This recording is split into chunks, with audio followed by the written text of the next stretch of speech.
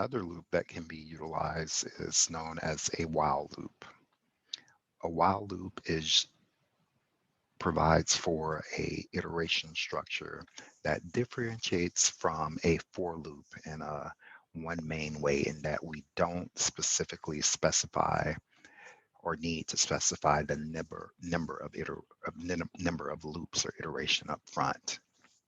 The basic strategy employed for implementing a while loop is that you will initialize the loop variable, you'll evaluate the loop variable, and then you'll provide for incrementation of the loop variable. The loop should stop when evaluation or condition is no longer true. And so let's take a look for example. In this example, we have a data path that starts with the initialization of the variable a, b, and also x. And here we have our repetition structure that determines the condition that we're going to evaluate is it'll evaluate while x is less than or equal to 3. So it will evaluate it. X is currently 1, so it will run, it'll display the value, and now it will increment x. The loop will continue again. 2 is less than or equal to 3. It'll display 2, and so forth. And then we'll have 3. 3 is less than or equal to 3. It'll display 3. X is now 4. And we come back here. 4 is not less than or equal to 3. So now it outputs C equals 2 and D equals 5. And that is the basic structure of a while loop. And when we go to implement it, it would have the following structure. We use keyword while, x is less than or equal to 3, and then we display the value of x equals x plus 1, and then we have the end keyword to denote the end of the while repetition structure. And so we can work our way through an appropriate few examples in Matlab.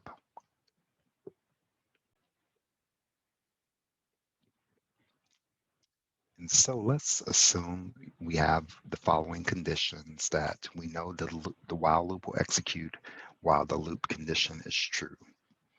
We're going to need to initialize the control value, evaluate it, and increment it. So in this basic while loop here, we have x is going to equal to 1. We'll have a while loop for x is less than or equal to 3. We'll display the value, and then we increment x. So when we execute this, we'll get appropriate output. X is going to be equal to 1 here. X is going to be equal to 2 here. And it's going to print out the value 1, 2, 3 as each value of x is incremented. And once it reaches 4, we see the assignment of 4 here, but it does not display because 4 is not less than or equal to 3.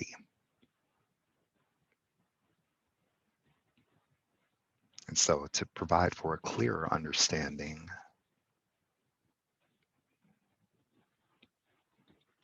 let's execute the loop with this print statement. This time through the loop, x is going to be equal to in the value. So we have the assignment of x here. Then the string value is printed this time through the loop. X equal is 1. We increment x by 1, and now it is 2. Our string value x is less than or equal to 2, and so now we print the value. This time through the loop, x is going to equal 2. We increment x, so 2 plus 1 is 3. 3 is less than or equal to 3. And then we are going to print out the value. This time through the loop, x is 3. We increment the value. X is equal to 4. 4 is not less than or equal to 3. So we exit our while loop. And then the final print statement is the final value of x is 4. That is a simple example that illustrates a while loop. Let's take a look at another example. And in this case, we have the value that x is equal to 1, and we have our while loop. Our while loop will execute according to x is less than or equal to 10. Okay, so so in this case, we know that at a maximum, x can execute given a starting point of 1 up to 10 times.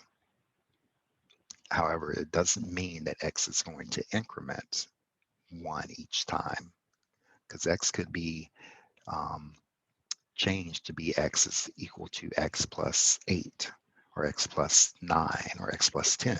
And then that means that the value would only execute, the loop would only execute 1 time.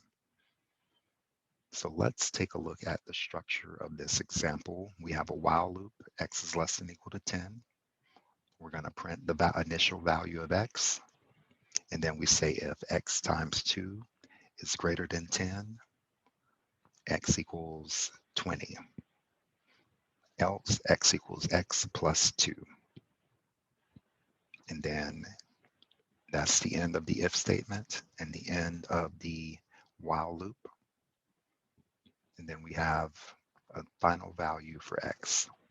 So when we execute this example, we have the initial value of x is going to equal 1. That value is printed out here. Then x is now equal to 3 because 1 plus 2 is 3. This time through the loop, x is 3. 3 plus 2 is going to equal 5. This value of 5 is printed out. 5 times 2, it's not greater than 10, it's equal to. So x is going to be 5 plus 2, which is 7. 7 is printed out. 7 times 2 is greater than 10, and so now x is going to equal 20.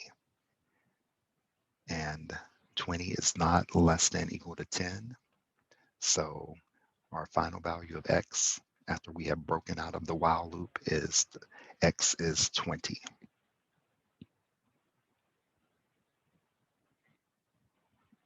Now let's work through another example here. In this example, we have y is equal to 0, x is equal to 1, and what we want to do is evaluate while x is less than or equal to 10, the value becomes y equals y plus x equals x plus 2. So we're incrementing it each time by 2. And we're going to use this to finally denote what the final value of y is.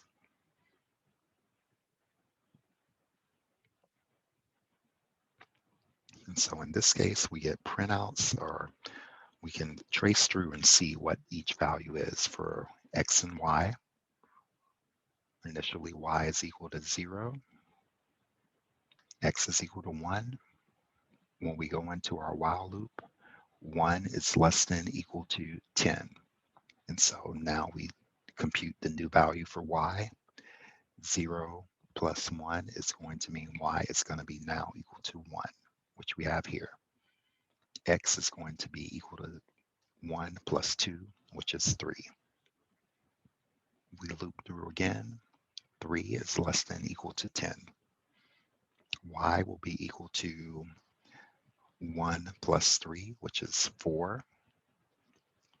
X is going to equal to 3 plus 2, which will become 5. And this process continues. Once we reach the value of x is equal to 11, we no longer go through the loop anymore, and we print out our final value of y, and the final value is y is 25. Now, it's important to keep in mind that you have to specify a condition that will allow for the loop. to exit. So in this case, taking our example similar to the one from above, we have a value, we have a while loop that increments y, but the value of x is the control value, but we don't provide any change. And therefore, this results in what we call an infinite loop, meaning that it'll run forever. And so if we were to run this, it will only print out a small portion. Up here it is, it keeps going. And that would essentially keep on going nonstop because we have not specified a condition for the loop to stop. So we manually stop it. Now let's say we specify, change this from y, from x to y. We can say y equals 1.5. And if we run this value,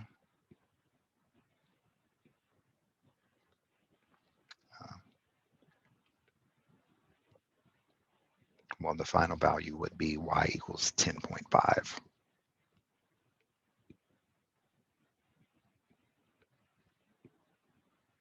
And so that provides us with a overview of, so with the endless loop, it can tie up your processor indefinitely. But anyway, that provides us with a overview of a few straightforward examples that we can see how while loops work in when implemented using Matlab.